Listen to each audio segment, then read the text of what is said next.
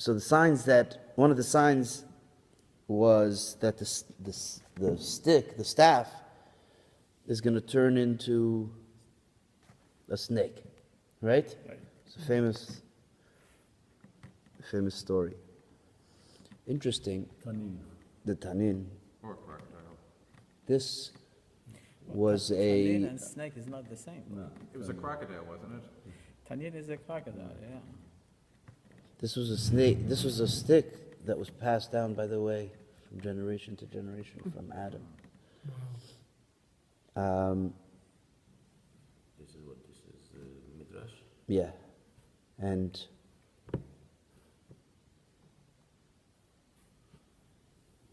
he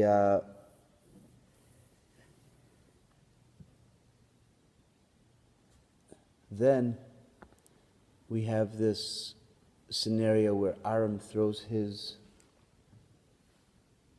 mata down. And what happens? A lot of snakes. And vayivla mata Aaron es matasam. His Eats up all the rest. Swallowed. the sticks swallows up all the rest. So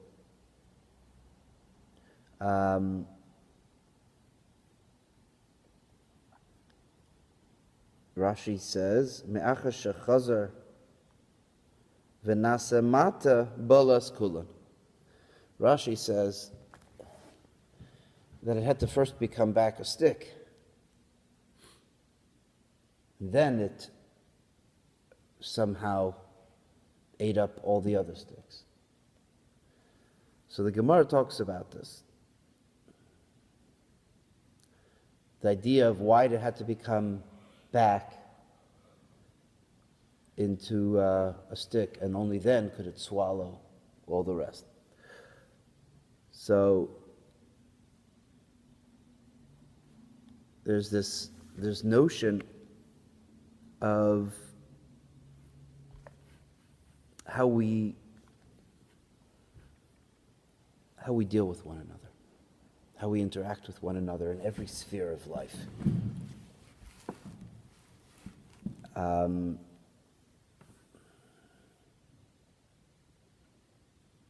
We can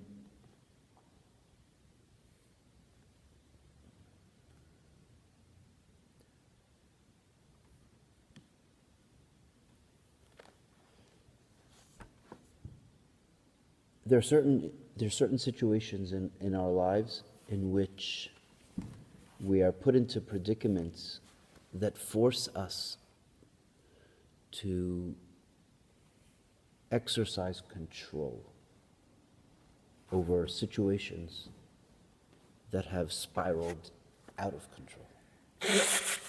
And we have a very beautiful insight over here on every sphere of how that works.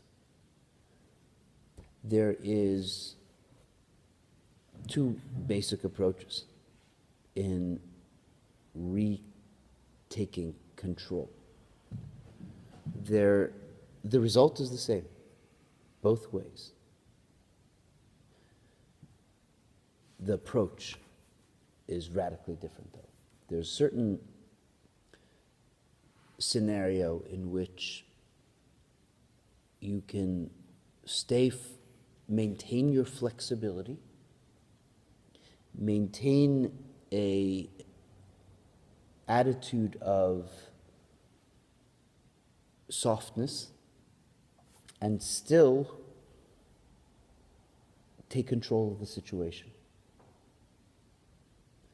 And then there's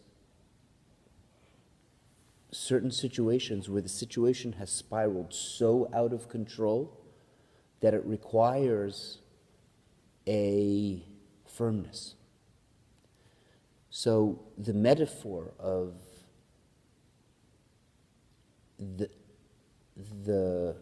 either the snake eating the others or the stick eating the others is very apropos over here. And Rashi tells us that in this instance,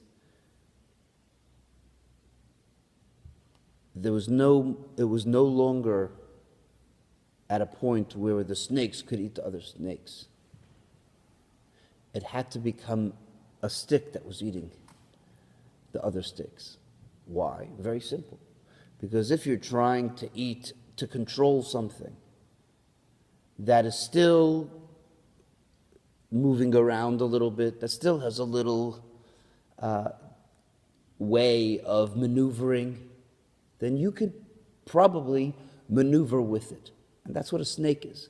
A snake is still open to the possibilities of moving in different directions, of weaving this way, weaving that way. There's no, the issues that are present are solvable because there's an openness to going in different directions. And it's precisely those areas in our lives that we have to address, whether they're personal crises or whether it's, we see today in the world what's going on. And this very same conflict is playing out in the world today, right in front of our eyes. The notion of not dealing with conflict, but how to deal with conflict is at the center of everybody's attention today. And I think in large part, the way that we deal with conflicts is based on our perception of the nature of the conflict. If we perceive that the outcome over here is open-ended and up in the air, and therefore there's a possibility to, in some way, shape, or form, by weaving together with the situation and negotiating with it, so to speak, you can bring it under control. You can swallow that snake. The biggest tragedy, the biggest recipe for disaster is trying to have a snake eat a stick. The snake is weaving and moving around von alle Seiten, trying to subdue the stick, and the stick is staying right here, not moving one drop. It's not going anywhere. There's no flexibility. There's no wiggle room. It's firm in its position. It is unbending in its position. It is inflexible, entirely inflexible. And therefore you have to become able to respond commensurate, in a way that is commensurate with the situation. And I think you see what's going on in the world today. The world is finally understanding that terrorism is a stick that needs to be beaten with a stick.